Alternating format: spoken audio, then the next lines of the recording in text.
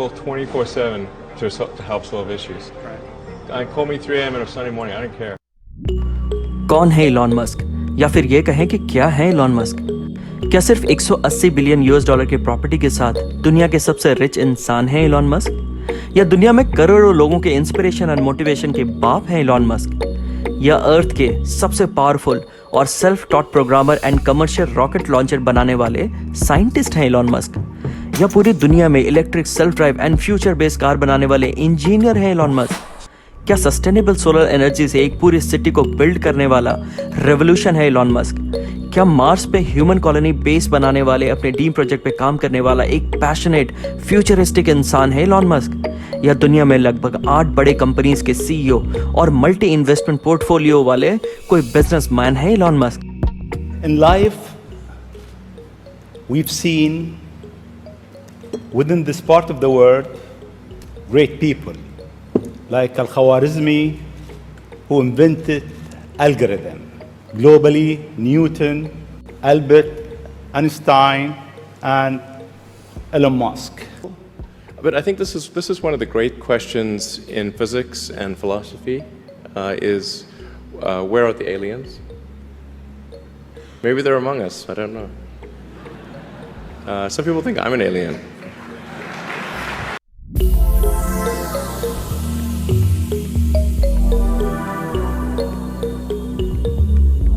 मुझे लगता है ये एक लिविंग लेजेंड है जो खुद में एक जीता जाता केस स्टडी है और जो थॉमस एडिसन एंड एवेंजर के टोनी स्टार्क के क्रॉस ब्रीड पॉलिनेशन का आउटकम है। इलॉन मस्क कुछ ऐसे रेयर लोगों में से हैं जो फ्यूचर का सिर्फ सोचते ही नहीं बल्कि अपने एनविजन से फ्यूचर को क्रिएट एंड कंट्रोल करते हैं। मुझे यकीन है कि हम में से बहुत सारे लोग इलॉन मस्क और उनकी क्रेजी जर्नी, उनके फ्यूचर बिल्ड करने वाले रेवोल्यूशनरी क्रिएशंस के बारे में ना ही सुना होगा और ना जानते होंगे।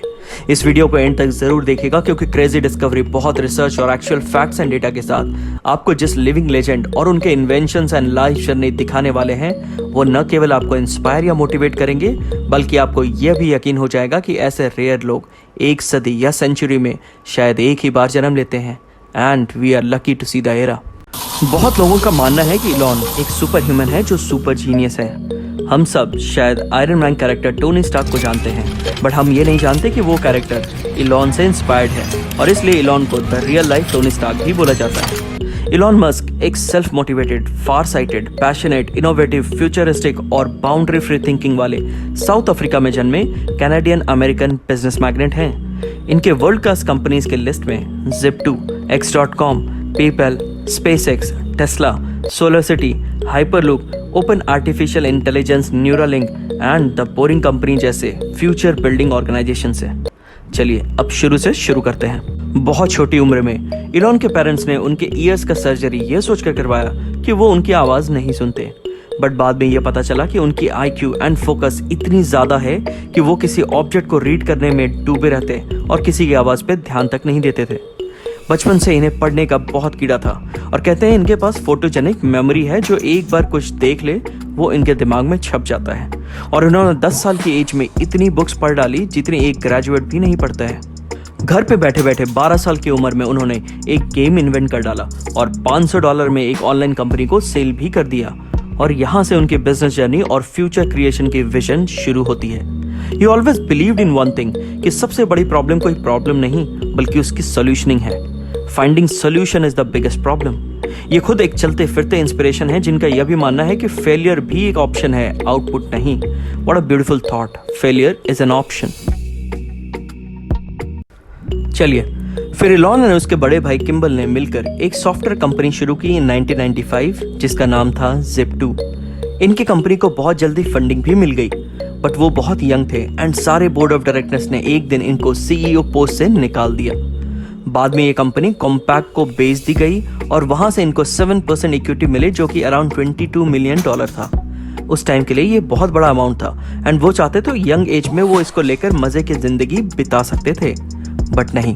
मस्क साहब के दिमाग में तो बस मंगल ग्रह पे ह्यूमन कॉलोनी बसाने का प्लान चल रहा था और वो अपने विजन को लेकर निकल पड़े इस पैसों को और बड़ा करने।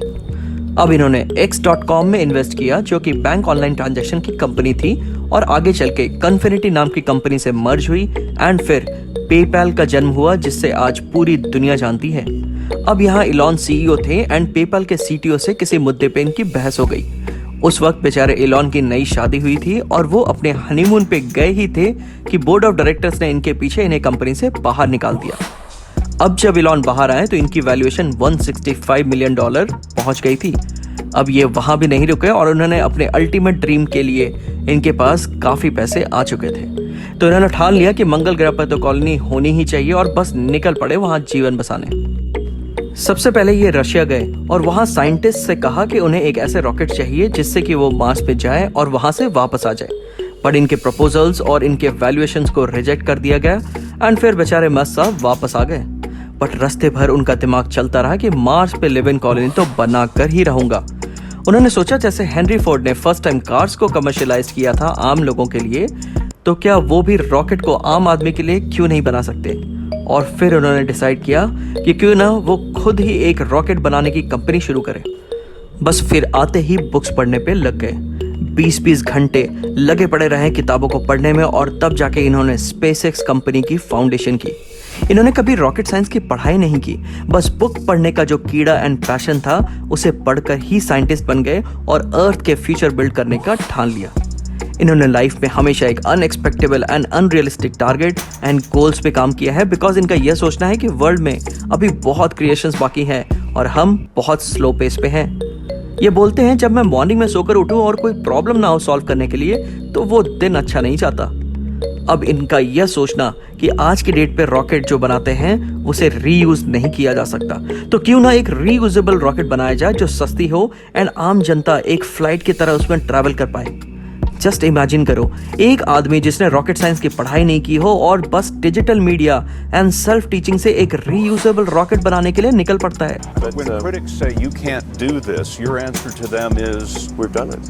बट हर बार की तरह इलॉन की किस्मत ने यहाँ भी उनका टेस्ट लिया। एक प्राइवेट फर्म रीयूजेबल रॉकेट बनाएगी, ये आइडिया किसी ने एक्सेप्ट नहीं किया और इनको कहीं से फंडिंग नहीं मिली। फिर भी मार्केट से ट्रस्ट एंड लोन के भरोसे इलॉन साहब ने लो कॉस्ट रीयूजेबल रॉकेट बना ही ली। बट जैसे ही इन्होंने पहला लॉन्च किया, इनके रॉकेट में आग लग गई। वहां से इनको बहुत बड़ा नुकसान हुआ।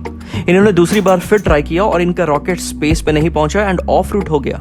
इन्होंने फिर भी हार नहीं मानी और तीसरी बार फिर ट्राई किया, बट इस बार इनका रॉकेट स्पेस पे तो जरूर पहुंचा पर ऑर्बिट पकड़ नहीं पाया। अब इनको इतना बड़ा नुकसान हुआ कि ये फाइनेंशियली बिल्कुल टूट गए। सारा कमाया हुआ पैसा खत्म, लेंडिंग बैंक्स एंड एजेंसी के पैसे भी डूब चुके थे। सब ने बोला इलॉन मस्क खत्म। इतना सब कुछ होने के बाद उन्होंने फिर हिम्मत जुटाई और अपने नेवर गिव अप एटीट्यूड में उन्होंने बोला कि एक ट्राई तो और करूंगा। You had that third failure in a row. Did you think I need to pack this in? Never. Why not? I don't ever give up. अब इतनी क्रेजी आदमी है कि इन्होंने बाकायदा प्रेस कॉन्फ्रेंस में अनाउंस कर दिया कि फोर्थ लॉन्च कुछ ही महीनों में करने वाले हैं। इतनी छोटे गैप्स पे आज तक किसी ने भी इतने लॉन्चेस नहीं किए थे, बट इनकी रिस्क एपेटाइट बहुत बड़ी थी और इस बार अपना घर, मकान और सब कुछ दांव पे लगा दिया। एंड इस बार इलॉन मस्क ने न सिर्फ सफल हुए बल्कि $1.5 बिलियन का नासा से प्रोजेक्ट भी लिया। हैट्स ऑफ है ऐसे जुनून को, ऐसे पैरानॉइड विजन एंड पैशन कि खुद से कोई पढ़ाई करके ये हासिल करे। ऐसा लिविंग कोई जीनियस ही हो सकता है। ये भाई साहब अब भी नहीं रुके और नासा प्रोजेक्ट के साथ साथ इन्होंने टेस्ला मोटर्स में इन्वेस्टमेंट करना भी शुरू कर दिया to build the future cars for earth. बहुत जल्दी इनको कंपनी का सीईओ भी बना दिया गया और टेस्ला में घुसकर इन्होंने electric vehicles and self drive automatic cars के विजन एंड मिशन में ऐसा कमाल मचाया कि डूबती हुई टेस्ला आज दुनिया के सारे बड़े motor companies like Toyota, Ford, Volkswagen और जीएम जैसे कंपनीज के मार्केट शेयर को पीछे छोड़ते हुए $700 बिलियन पे ले गए और धीरे धीरे टेस्ला के शेयर्स ने 2020-21 तक 750% का ग्रोथ मारा और हमारे मस्त साहब मोर देन $180 बिलियन के साथ अमेज़न के जेफ को पीछे करते हुए दुनिया के सबसे अमीर इंसान बन गए। 50 इयर्स के एज में भी अभी तक उनका मार्स पे एक ह्यूमन बेस बनाने का सपना खत्म नहीं हुआ है। एंड एक इंटरव्यू में उन्होंने यह भी कहा कि वो मार्स में मरना पसंद करेंगे एंड अगर एक ह्यूमन कॉलोनी बनाने में उनकी सारी प्रॉपर्टीज एंड पैसे चले भी जाएं तो कोई गम नहीं। ऐसे मल्टीटास्किंग जीनियस के बारे में आपका क्या सोचना है, प्लीज हमें कमेंट बॉक्स में जरूर बताना। एलॉन मस्क यहाँ भी नहीं रुकते हैं। उन्होंने अपने new targets and future building का सोचते हुए 3 और कंपनीज को ओपन किया है, जिसमें पहली है हाइपरलूप, जो हाई स्पीड फ्यूचर ट्रांसपोर्टेशन के विजन पे काम कर रही है। इनके लिस्ट में दूसरी कंपनी है द बोरिंग कंपनी, जो एक यूनिक टनल कंस्ट्रक्शन के विजन पे काम कर रही है to reduce the distance and travel. उनका मानना है कि उड़ने वाली कार्स बिल्कुल बकवास है। ऐसी स्पीड धरती के नीचे टनल बनाकर ही मिल सकती है, न कि हवा में उड़ाकर। तीसरी और सबसे इंटरेस्टिंग एंड क्रेजी विजन वाली आर्टिफिशियल इंटेलिजेंस कंपनी है द न्यूरालिंक, जो कि एक ब्रेन कंप्यूटर इंटरफेस पे काम कर रही है। न्यूरा टेक्नोलॉजी का विजन एंड उसका फ्यूचर प्रोस्पेक्ट्स आपके होश उड़ा देंगे। एंड अपने नेक्स्ट वीडियो में क्रेजी डिस्कवरी, होश उड़ाने वाले टेक्नोलॉजी का डिटेल्स एंड लॉन्च और उसके प्रोजेक्ट प्रोग्रेस को लेकर के आने वाला है। और इसलिए हमारे चैनल को सब्सक्राइब कर ले, और अगर वीडियो अच्छा लगे तो please like, comment and share करें। Thank you and take care.